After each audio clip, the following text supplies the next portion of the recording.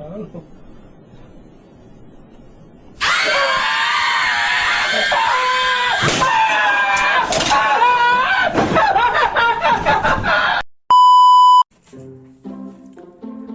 warahmatullahi wabarakatuh. Halo semuanya. Sekarang aku mau ngasih tips untuk mengatasi malas belajar. Permasalahan malas belajar itu kayaknya hampir pernah kita alami. Ya pastilah ya, itu mah kayaknya kita ada rasa malas belajar. Belajar tuh sepertinya sulit untuk dilakukan kalau dibandingin sama kita nonton TV, scrolling IG, scrolling TikTok, ngegame, sama yang lain-lainnya. Padahal aktivitas belajar itu akan sangat berpengaruh terhadap keberhasilan kita untuk kesuksesan di masa depan. Oleh karena itu, sangat penting untuk mengatasi rasa malas belajar itu dan mulai mencari cara untuk mengatasi hal tersebut. Nah, berikut adalah tips untuk mengatasi malas belajar. Check it out. Yang pertama, kita tuh bisa dengan cara mulai dari hal yang disukai. Belajar mulai dari hal yang disukai. Kayak misalnya kita suka olahraga, kita tuh bisa sambil olahraga sambil belajar juga. Contohnya kayak gini. Sin 30, Setengah, sin 60, setengah kan 3, cos 30, setengah kan 3, cos 60. setengah. Yang kedua, temukan tempat yang nyaman dan produktif. Meskipun kedengarannya kayak gampang dilakuin, namun menemukan tempat yang cocok untuk belajar dan sesuai dengan selera pribadi itu ternyata cukup sulit untuk dilakukan. Soalnya kan orang tuh pribadinya beda-beda. Kayak misalnya ada yang suka belajarnya di kasur,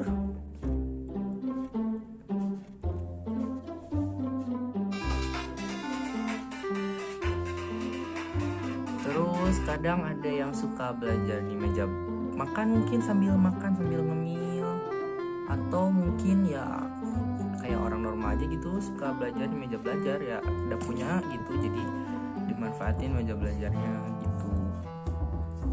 Atau mungkin kadang ada gitu orang yang berpikir jenihnya atau yang produktifnya tuh di toilet kayak gini.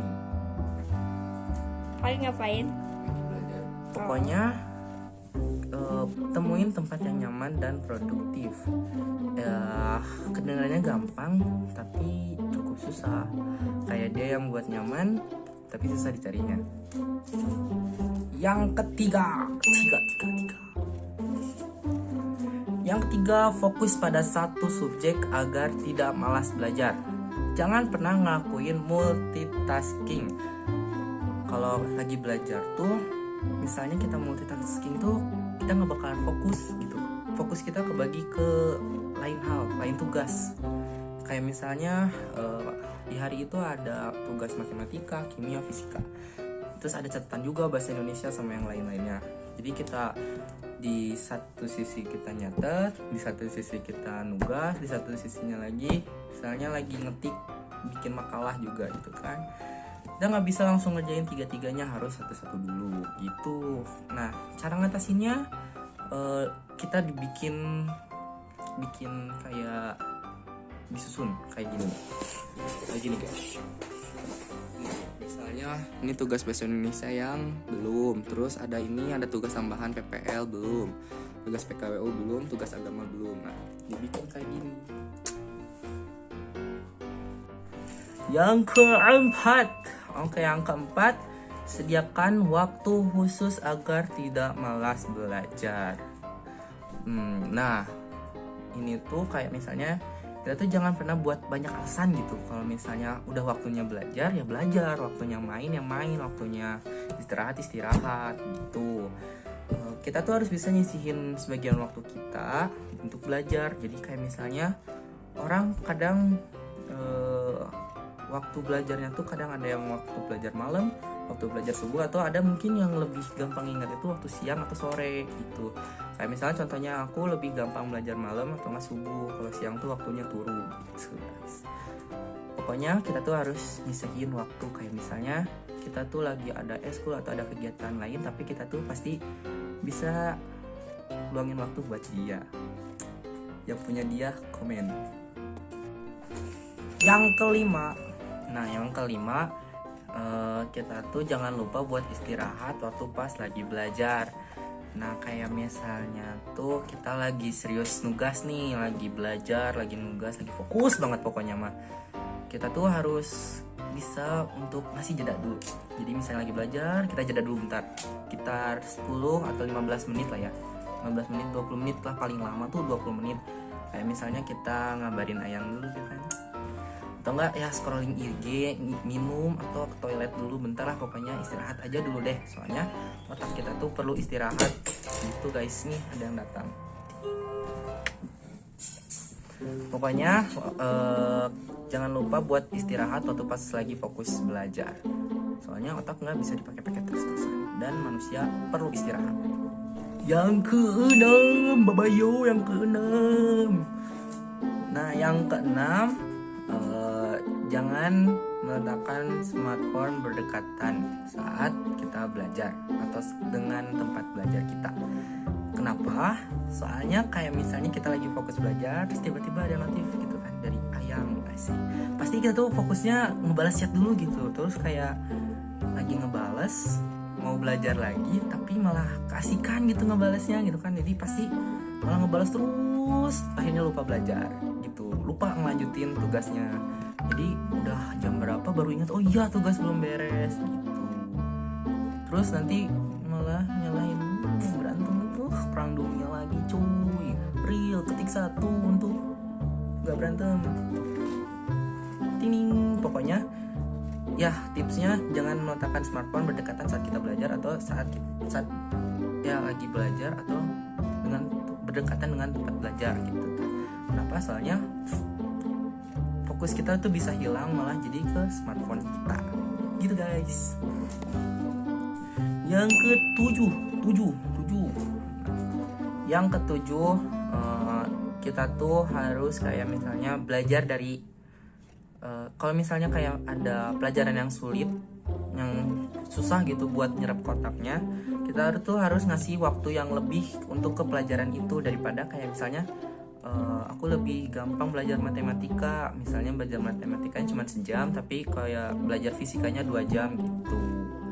Itu pokoknya kita harus ngasih lebih ke yang susah untuk dipahami, pelajaran yang susah dipahami kita kasih waktu lebih.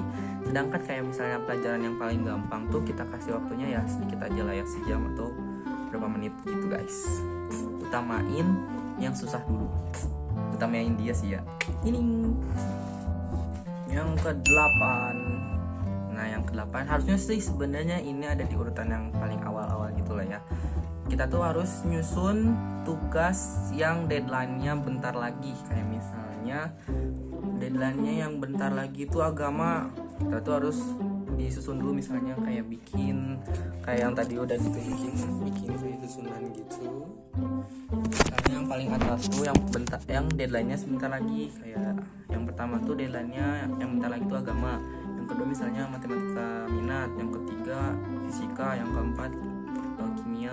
Kita tuh harus bisa disusun si tugas-tugas itu tuh biar kita tahu tugas mana yang sebentar lagi waktu pengumpulannya habis gitu. Yang ke-9, uji diri sendiri setelah selesai belajar. Kayak kita udah selesai belajar kimia, ini belajar nih ya, lagi belajar bukan ngerjain tugas, ingat lagi belajar, atau kita habis ngerasain catatan kimia. Nah, habis selesai nyatet, habis selesai belajar, kita cobain kerjain beberapa soal ya, 1 atau 2 soal mah nggak apa-apa lah ya, ngerjain 1 atau 2 soal, tapi jangan lihat Google dulu, jangan lihat kunci jawabannya dulu, kita nyobain sendiri biar kita tahu apa yang kita kurang ngerti di soal itu, nanti kita bisa baca lagi gitu. Pokoknya uji diri sendiri setelah selesai belajar biar si materi-materi itu tuh nyerap ke otak. Ting gitu. Yang ke-10 atau yang terakhir di video kali ini. Oke, yang ke-10, belajar bareng ayang ya guys ya. Kalau punya ayang boleh diajak bareng, belajar bareng gitu. Soalnya kenapa? Kadang kita tuh bisa semangat belajar kalau ada ayam, guys ya. Bener itu tuh, jadi kayak nambah motivasi lah ya, memotivasi diri. Soalnya ada ayam di sebelah, kita terus belajar bareng. Ini gimana? Sambil bahas soal atau sambil ngerjain soal bareng. Jadi cepet selesaikan tugas-tugasnya gitu. Jadi dari sekarang cari ayam.